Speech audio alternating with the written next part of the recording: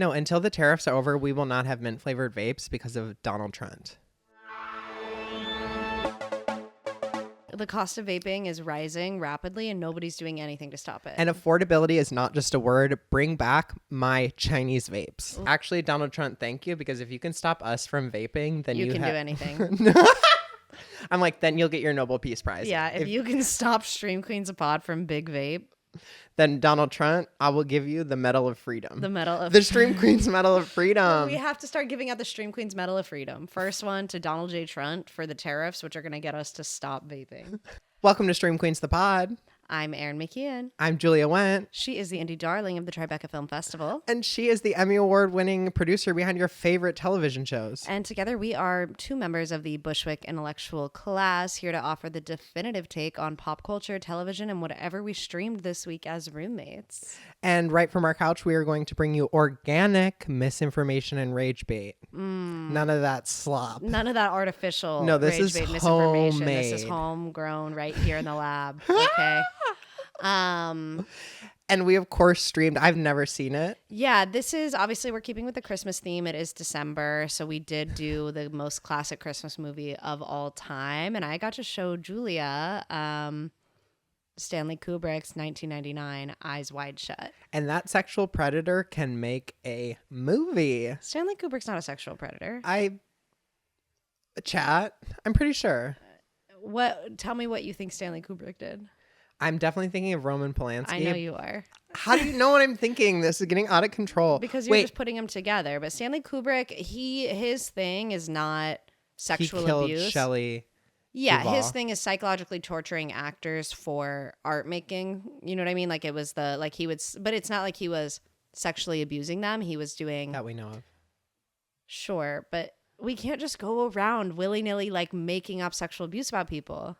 That's what they were warning about. Yeah, it just you can't just call everyone a sexual predator because you have a vague inclination that they might be. If you were a director of a masterpiece in the 90s, See, no, we can't say that.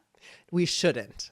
You mean we shouldn't? I mean, we can't, we won't, and we'll... This movie's from 1999? 1999, yeah. Do you want to try and summarize what the movie is, kind of just off of, like, off the dome summary of Eyes Wide Shut? I would say it's largely about Dr. Bill Harford and his wife, Alice.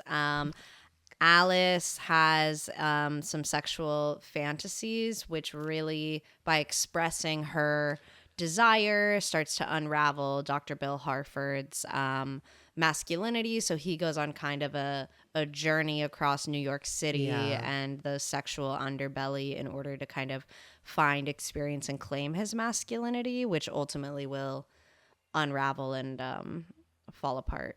You know what I do when New York City shows me its sexual underbelly? What do you do? Give it little pats. Give it little scratches. Little scratchies? Yeah. Okay, so that would be kind of my summary of the movie. How would you summarize this movie for viewers? Okay, so how I would summarize this movie for viewers is this is about a man who is so short and little, and it drives him crazy. And so he goes on a quest to be in proximity to sexuality, yet ultimately sexuality and power, yet ultimately remains impotent. Because he's so short and little? Every choice he makes is driven and motivated by his size. To me. And so rather than blame like his wife being like, actually like, women have sexual desires, and in fact one woman in particular is me, that unraveling him, I'm like, he's been hanging out, he's been just looking for an excuse. Okay, I would offer another plot summary of this movie. This is a documentary about Stanley Kubrick doing psychological experiments on real life married couple Nicole Kidman and Tom Cruise. And the experiment, pass or fail? I don't know the goals of the experiment. You mentioned to me that this movie took 400. They made this in 400 days. 400 plus days. For what? Now, for what reason on God's green earth would one make this movie for 400 days? Kubrick wanted to do one. He was really specific, in particular, about all kinds of stuff, like the lighting and everything, whatever. But that aside, it was about the performances. He would for example, like Tom Cruise. He would make Tom Cruise do 90 plus takes of walking into a door. And it was all part of kind of like... And then they chose the like most one. I'm just like, what is Tom Cruise doing in this movie? Is he doing a lot? Is he doing enough? I think he's doing it. Well, the point is, right, the reason please. I think also he comes off so impotent to you is not only because of his size... and my misandry. And yeah, not only his size and your misandry, but he's also coming off so impotent in such a visceral way because that's what Stanley Kubrick is doing to him as a director. He would make him do those takes in order to kind of emasculate and confuse him. And humiliate. And humiliate him to bring that into the character who is emasculated and humiliated. And he would put them in this kind of dreamlike state. They were a real married couple at the time. So he would he would have Nicole Kidman describe her real life dreams, fantasies of transgressions, and like really get into the middle of their real marriage so they could bring that into the characters. So he's doing it not because one take of him opening a door is better than another, but because doing it so many times is breaking him down into this headspace. It's the same kind of stuff he did to Shelley Duvall, right? Yeah. But whereas some actors, like Nicole Kidman, really liked working with Kubrick, right? Like, yeah, I would have loved the opportunity. It's effective for some and not for others, and that's I think also part of why, like, yes, he psychologically tormented Shelley Duvall in The Shining, but it's like there's a question about it. It's why you can't just I think say Stanley Kubrick was a predator or an abuser. I think you certainly cannot say with any founding that he was a predator, especially a sexual predator. I think you can definitely say he was an abuser. But I think, of course, there's always been a gray area around what you can do to actors. Well, because they'll let you do anything. Because who agree to be in a film, right? Like it's a different, and that it's kind of his directing. Do you think she style? was cold, Nicole Kidman, during that movie? Like cold outside? In her she's positively unclothed for most of the outfit. Oh, all and the he women would walking around naked, I imagine. I'm like, it's got to be colder than a witch's nitty. Well, that's how you keep them so perky. Hello. But he did that to Nicole Kidman freezing too. My tits. The naked scenes, she had to do those hundreds of times.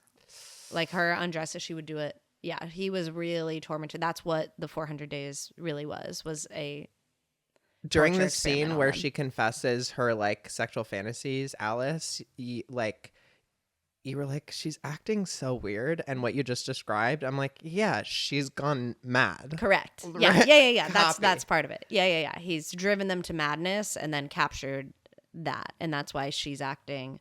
And he died? So positively bizarrely. He died before this movie was released. What? So who finished it? I think he finished the movie. It just hadn't had its theatrical release yet. Oh. Yeah. And then he died. The film was released, and then within like a year or two, Nicole Kidman and Tom Cruise were divorced. And we got that amazing photo. Jamie, can we pull that up of Nicole with her freedom papers? Correct. Yeah. I like that the kind of vibe of this episode today is kind of like smoke break at 721 Broadway in the little alcove. Yeah, the Tisch School of the Arts filmmaker smoking alcove. Yeah. Love you all. No, that was the best place. And ultimately that's where I really first began a dialogue about this film, of course. Like I thought you were going to say about abusing actors. And I'm like, well, that as well, but definitely the Tisch School of the Arts alcove where films, like, by the way, Tisch Film School, like, there are smoke breaks in the class. Yeah, like built-in smoke breaks. And the professors need to smoke, and so do the students. So we all go outside and smoke and talk about, and this is where like this is a very film bro movie, as all Kubrick films are. And so I learned a lot about this in that very alcove. Right. It is like film school happens in the alcove. Yeah. Like when people are like, what do you pay for film school for? To smoke cigarettes at the alcove. At the alcove. And by the way, since like post-COVID, like every time I walk by that alcove, like stuff has changed. Like they're not there anymore. Where are they smoking? I think they're vaping inside. They're vaping inside. Yeah. Oh, that would have changed everything. I know. I wouldn't have gotten the full experience. No, I wouldn't have learned about Kubrick. I wouldn't have had men tell me about Kubrick. Yeah, and I wouldn't have had so many boys tell me about Stanley Kubrick. Now, if you were to, in your own words, why is this movie a masterpiece? Like you were like, this is a masterpiece. It is a masterpiece. You and I are both, let's say, I think of you like a film head. Yeah. I don't know if I so much ID as self-disclose as a film head. I have a hard time self-IDing as that because compared to the film bros. And like, I'm back right when you say that, I'm like, I'm back in the alcove. I can't possibly identify as a film head because I haven't seen as many, and I haven't seen as many movies as the guy who has.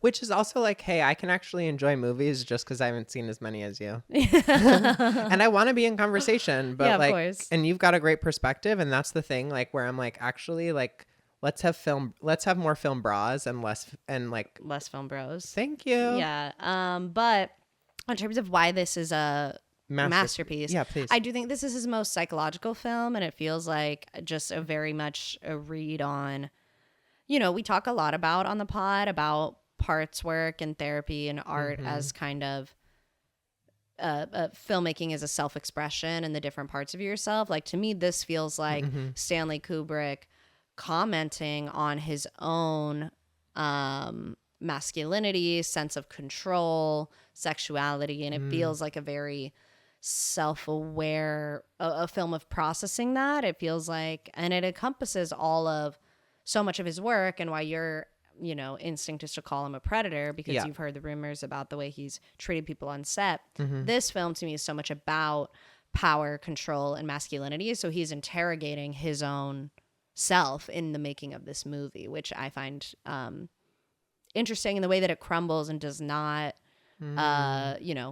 glorify. It shows how fragile a man's sense of self, particularly as it relates to sexuality and desire and power, and whether or not he's really in the boys club, right? Is what this film is about. And so for all of that to come crumbling down for Dr. Bill Harford, who is a doctor, a father, a husband, has an amount of wealth and seems well respected in these circles, that even that guy, there's still something he cannot engage in or understand, and he does not have complete control. That masculinity, that doctor, those roles are his mask, right? To that point about self-interrogation, that actually is reassuring to me that this is Stanley Kubrick perhaps grappling with his own masculinity, because it does actually feel a little bit more gentle than what comes across in, I mentioned, like A Clockwork Orange, which is a lot about sexual violence and dominance. And this features, of course, those same themes, but it's struggling with impotence. And one thing that we do see with this character, right, is that the women that Dr. Bill Hartford has quote unquote access to, he never crosses that line, right? Like, we never see him fuck. We never see him fuck somebody who's not Nicole Kidman. He doesn't fuck the two supermodels at Leighton. What's his name? Leighton Meester. What's the Ziegler's Party. Yeah, Ziegler's Party. Yeah. He doesn't fuck those two supermodels. He doesn't fuck Domino. He doesn't fuck any of his patients, thank God. Yeah. Despite Nicole Kidman berating him, being like, "Well, why don't you get turned on by your patients?" I know. Poor thing. Yeah.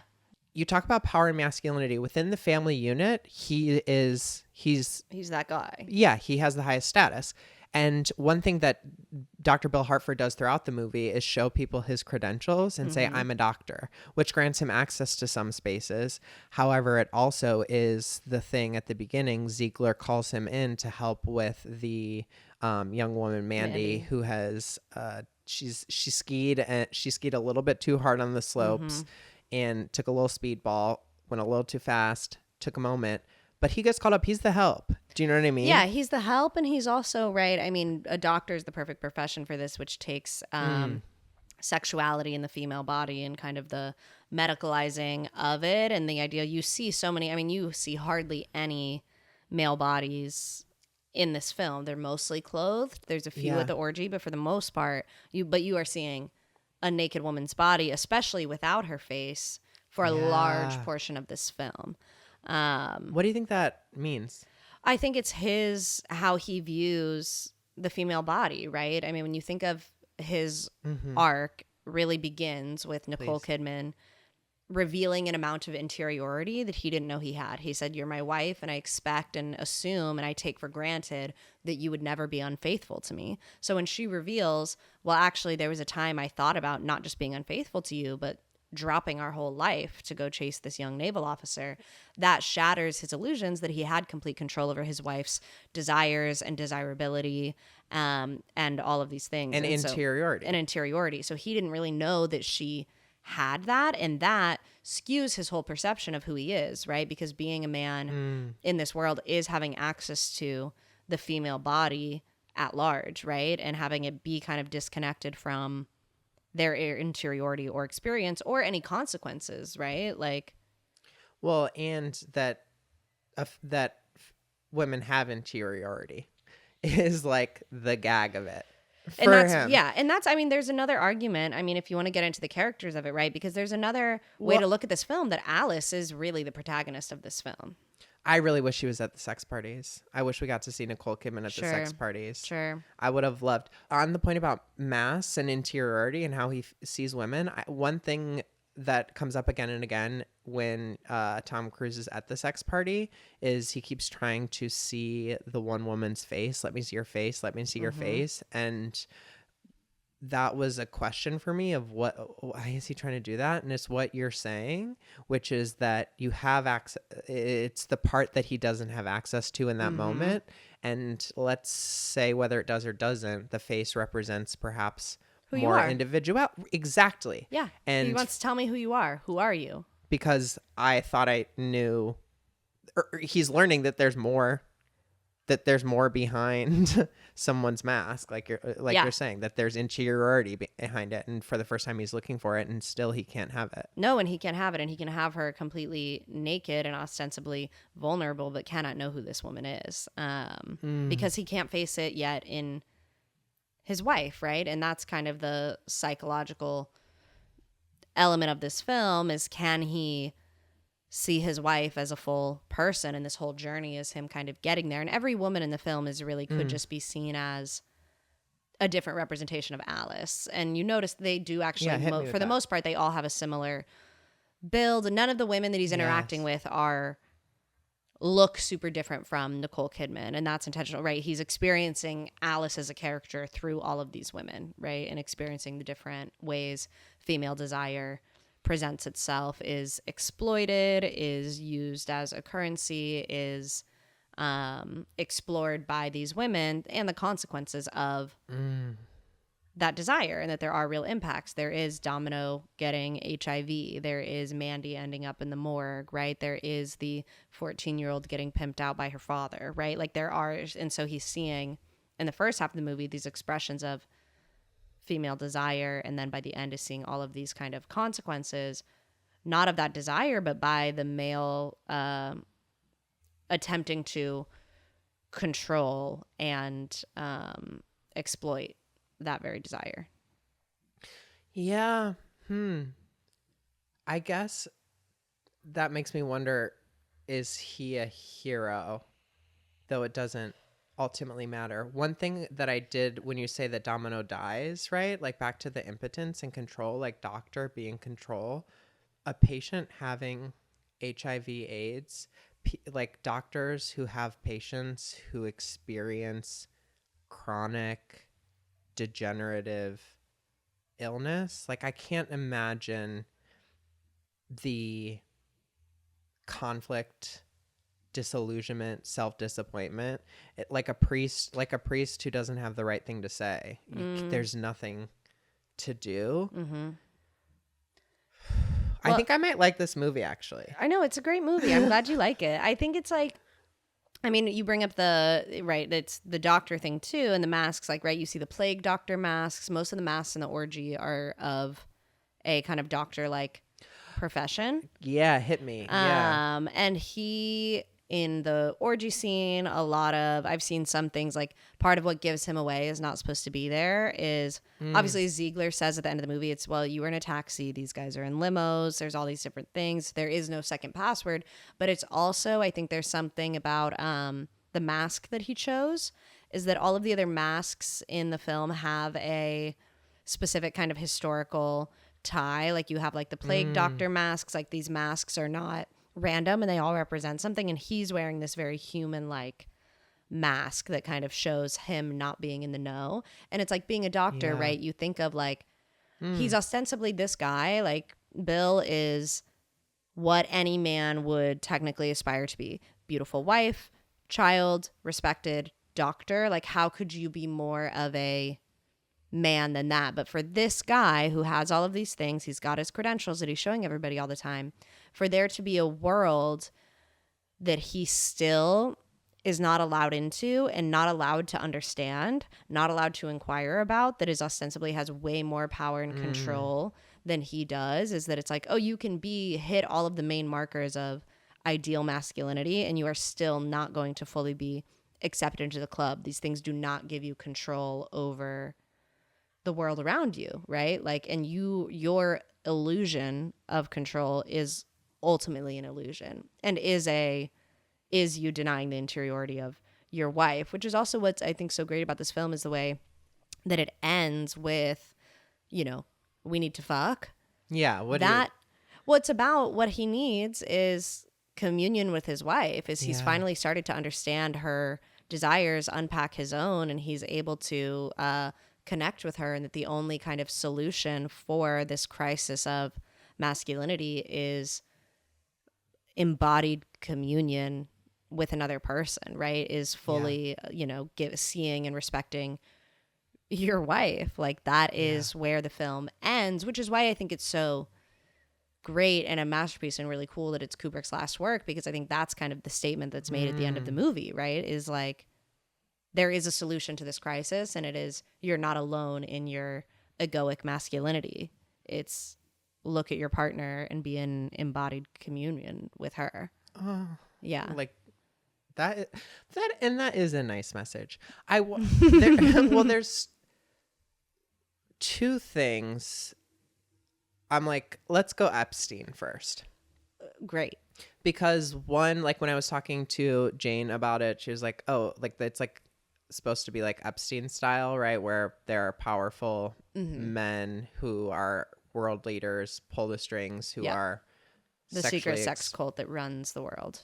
Right. Do better, I guess. But there are a recent photo dump from Epstein Island. I'm sure you've seen. I haven't. One of the most upsetting ones, of course, is what appears to be a gynecology examination table, and all around it are masks of men. Like, and I cannot imagine.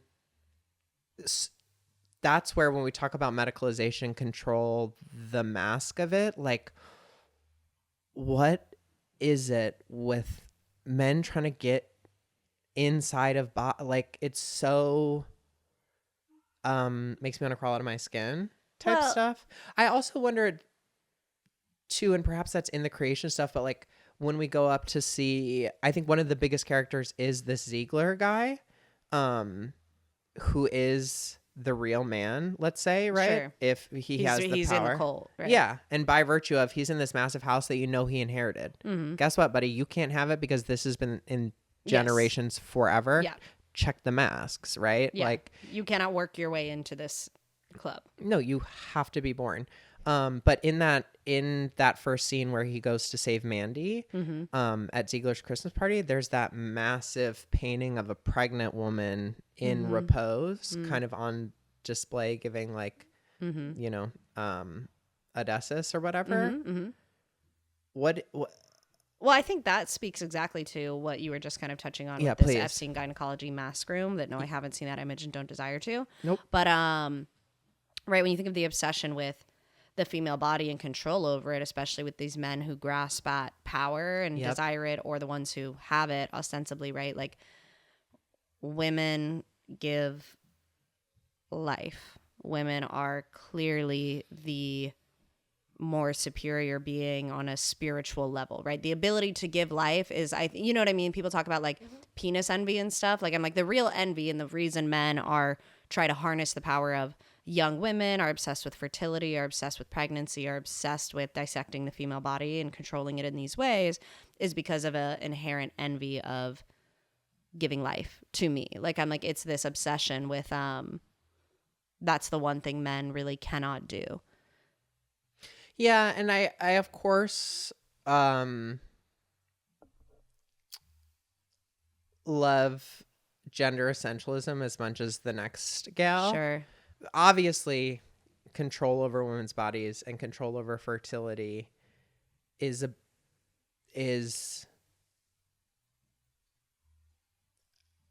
what all these people are playing at. Yeah. When you talk about giving away, like what gives you away in certain spaces, one thing that I think that we get to be experts on is that when the movie started and the Eyes Wide Shut party is, and it's all the like Catholicism type stuff, you were like, I can't believe this was revolutionary. This is a Saturday night.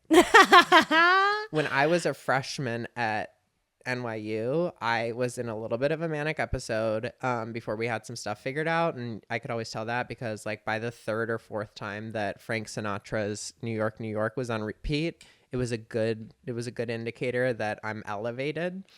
Yeah. And so I went on a panic run and ended up at the park outside of Stonewall, and there was a couple there, a very weird couple that began a grooming ritual to me of like, what are you doing out? And I'm like, oh, I'm on a run. And they're like, okay, like, do you party? Like, do you want to hang out with us? And I was like, it was the woman who was doing the courting, apart from the cigarette-y gentleman, was like, she literally said what they said. And she goes, you don't know what's going on here, do you? And I was like, no, what? And she was like, you should leave. And I said, what? And she said, you should leave. And I ran my little butt out of there. Oh my God. And that's exactly what Tom Cruise should have done. When someone says you shouldn't be here, you don't know what's up next, you should leave. Yeah. Time to go. Oh my God. I mean, yeah, that's a crazy story. It gave me kind of chills. No, it was fucked up. Like what you said, like reacting to the whole orgy scene and getting to the house and being like when I first saw this film, I was like, y'all are babies. Like, grow up, get outside. This is everywhere. Like, I'm like, you've never seen some like ritual sacrifice at an orgy. Like, grow up, get out of the house. Okay, first. Yep. Second, like, I do think you and I are uniquely positioned to talk about this, as we did have a long history of, there were a couple years there where we were semi-regularly attending sex parties together. And the space that I think it was literally 2 years. Yeah. It was about 2 years where we were semi-regularly attending ticketed sex parties where they were basically large orgies. And you and I like to approach them we were never participating. What did you? Yeah, I went at one. You participated one time? Mm-hmm. Yeah. I don't think I ever participated. But what we like to do when we would go together is just smoke cigarettes in the back and just kind of like watch and vibe and just kind of posture ourselves and there is nothing cooler than smoking inside at the sex orgy. Like, where it was it's really undulating figures and like there's not freedom and pleasure, but there is when pleasure is all around you and you're engaging it, like participating doesn't necessarily, like, people were there for vibes too. No, we were there for vibes, and that's what I liked about it, is it also kind of just like I don't want to say desensitizes you, but in some ways it just makes it like there's a mundanity to it that I found mostly interesting, right? Because it's like, say more on that. Yeah. Well, when I've like told people about these kind of stories and some of the things we'd seen, people are like, oh my God, like people, I forget not everybody's been to these kind of events. And it's like, oh, when you're at a space where everybody's fucking, it's kind of like nobody's fucking. Like, it's just interesting. It's just something going on. Like, it's not so. It's like dancing. Yeah, when you go into these space, like this taboo, like how it just can be erased. Like the taboo, once you're actually in it, it's really nothing so. You just become part of the tableau. Yeah, it's not so revolutionary. It's not so shocking. It's not so deeply interesting. It just kind of is. And the idea of like ritualistic orgy sacrificing, the idea of it being a ritual means that I'm like, oh, you've already done it. It's not novel. And that's why I think it's kind of fun. Like, and I'm like, it's not so to the point of mundanity and normalcy. Like, and you talk to any gay guy, and like, dark room culture is all around. It's all around New York City, and it's also and it's not like, of course, this is different, right? What Eyes Wide Shut is doing is the scene where you are meant to assume, and by Ziegler's presence there, you're meant to assume this is more of an Illuminati type. These are very, very powerful and wealthy people running this operation, and you don't know, because you're in Tom Cruise's headspace, you don't know what the end game is, right? Because you can assume it's not sex, it's not orgy, right? There's something else going on here that gives people this power, right? Like, they're not all here for pleasure. No. Because most of them are actually standing around in that weird circle. Like, there's something we don't understand here about how these people gain power. And I think it just buys into all of our fears around, like, you brought up Epstein earlier, right? Like, there is so much of the world, and especially I think men, that do have this belief that there's this secret club of men that do this fucked up shit you can't possibly imagine. And that's how they kind of harness their power and run the world in some satanic sex cult. And I think what I learned from having attended, again, these were not satanic sex cult with powerful people, although we did see a few.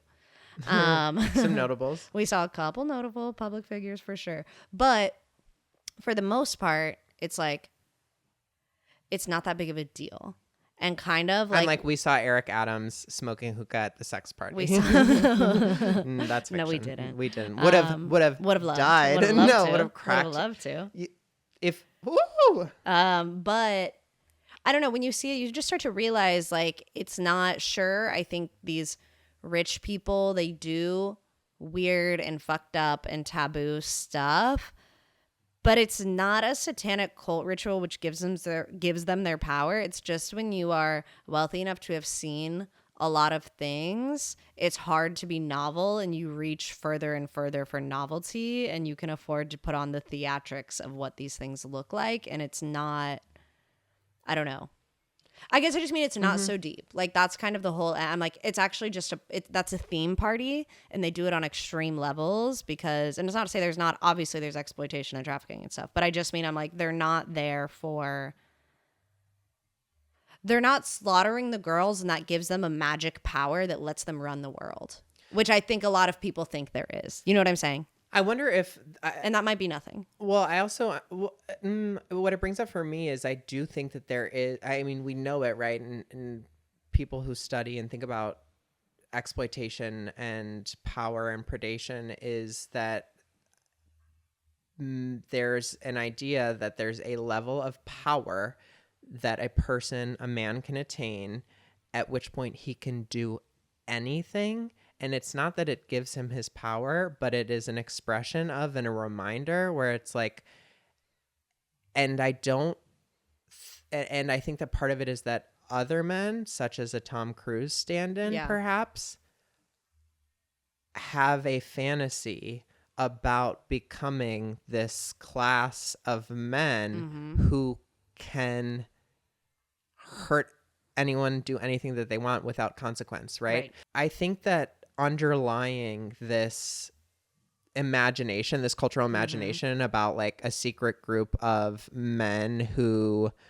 participate in ritual sexual abuse is a fantasy of the people who hold it, especially men, that in fact they one day will be or could be so powerful as to be somebody who can act without consequence. Right. And how disappointing for the protagonist to have achieved this status of Dr. New York respected person and still not be allowed into that club. And in fact, still for it to be best represented by Nicole Kidman's dream, where I'm actually so beautiful that I'm fucking all these men and we are laughing at you.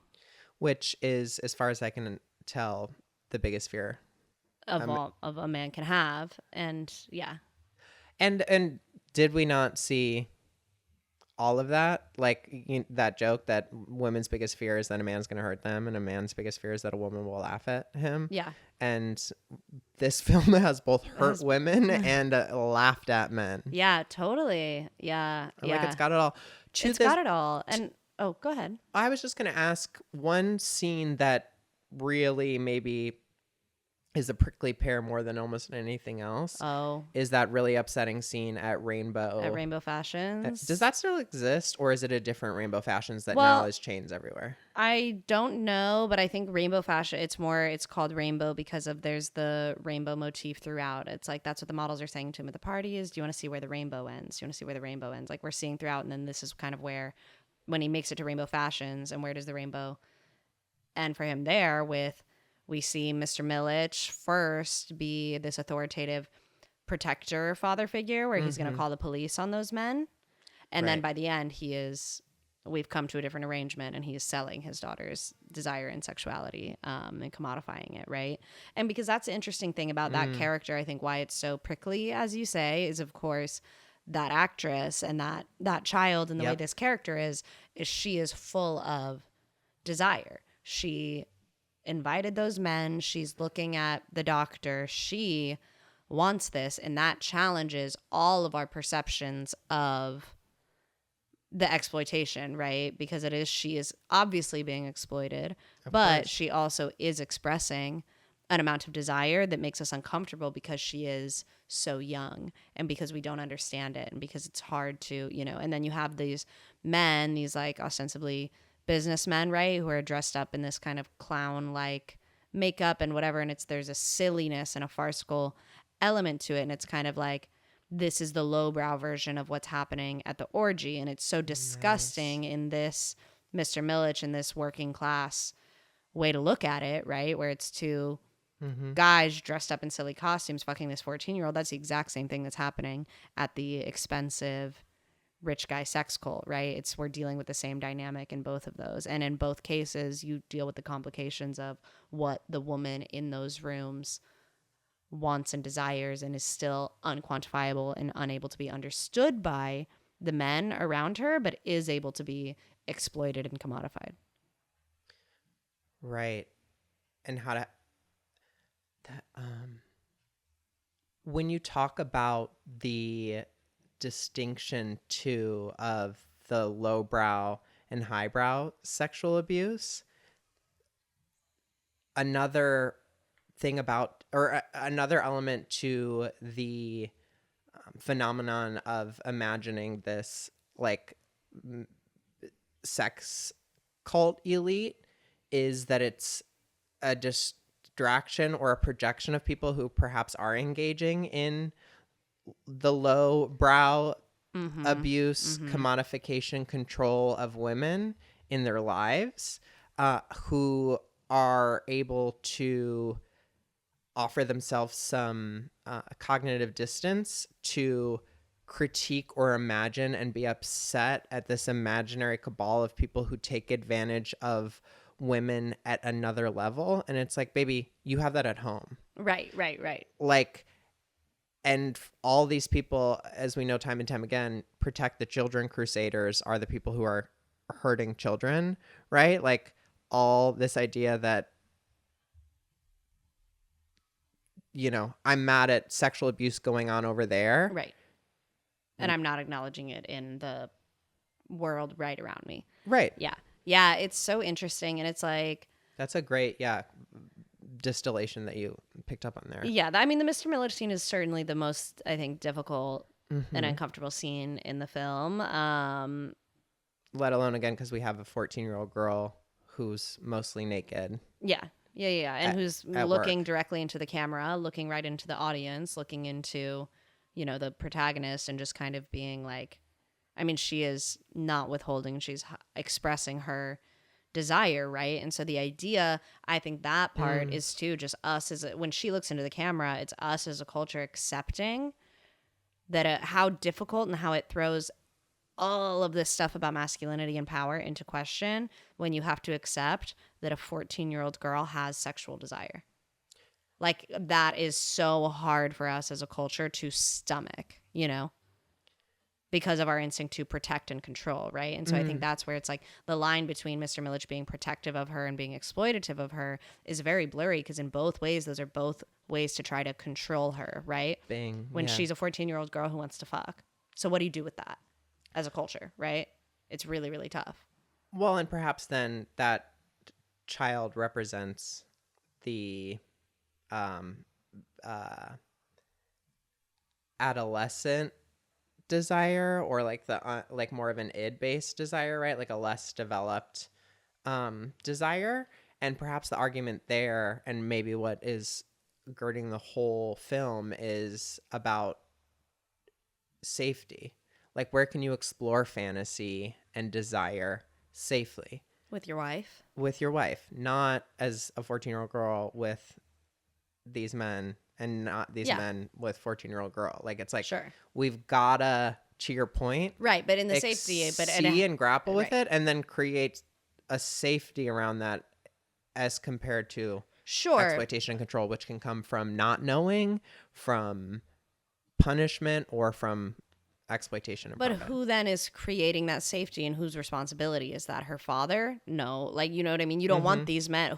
And if you want to start control, like, because even creating a safe space, to me, I'm like, I think immediately, I'm like, it's still that same element of you want to control and, you know, Fair. shape into like how to contain a woman's desire, right? And what containers is that safe in, and where are we comfortable with that existing? And that's, I think, what this whole film is kind of bringing into question. And then, of course, you have like absolutely also, you know, to the adolescence of it all, like that, you know, as need I remind you, this is a Christmas movie. It ends at the toy store. Okay, we're wrapping presents. This is a Christmas film. About for the whole family. For the whole family. This one is for kids. This one's for kids. It's for the whole family. But at the end in the toy store, you're seeing these just kind of repetition of, you're seeing the dolls and the bodies, and you're seeing masks all kind of in the toy store, and, you know, and ending here with the kind of family unit, right? With a husband and wife who need to have sex and come back together with their daughter, and the kind of life that they've created in this, you know, world of where's the safe space at the end of all this. I'm going to go, it's Christmas with your family, buddy. Let's go home. Let's get to know our wives and our children, and let's stay home for Christmas. No, let's stay in. Yeah. Okay. Well, God, this was Stream Queens, and Merry Christmas, folks. And I hope you get to enjoy this movie with your whole family. Yeah, Merry Christmas. Make sure to check us out on Spotify and Apple Podcasts, on YouTube. You can watch and listen on those platforms. You can check us out on TikTok and on Instagram at Stream Queens the Pod. That's where we'll be. We're going to bring you credible content based on what we do here and what we do best. Absolutely. And if you're in need of a Tushy bidet, I suggest you head on over to hellotushy.com and you go ahead, pick your favorite bidet. We have the Ace 2.0, but there are lots of amazing options to choose from. Why don't you go ahead and add that to cart, and when you're checking out, go ahead and put a code STREAMQueens, all one word, and you're going to go ahead and get 10% off. So happy fleshing, Merry Christmas. This was Stream Queens. I'm Erin. I'm Julia. Thanks for listening.